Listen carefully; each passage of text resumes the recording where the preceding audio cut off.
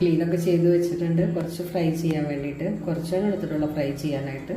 Fry ചെയ്ത് കഴിക്കുമ്പോൾ നല്ല ടേസ്റ്റ് ആയിരിക്കും അത്.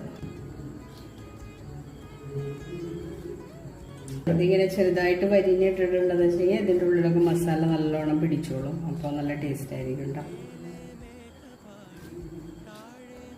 നല്ലോണം മസാലയൊക്കെ പരട്ടി വെച്ചിട്ടുണ്ട് ഞാൻ. ഇത് ഇനി ഒരു അരമണിക്കൂറൊക്കെ പിടിക്കാനായിട്ടൊന്ന് വെക്കാം കേട്ടോ. അത് കഴിഞ്ഞിട്ട് നല്ല പച്ച മുള്ളനാണ് ഫ്രൈ ചെയ്ത് നോക്കണം. നല്ലോണം മസാലയൊക്കെ നല്ലോണം പിടിക്കട്ടെ കുറച്ച് നേരം ഇരുന്നിട്ട്.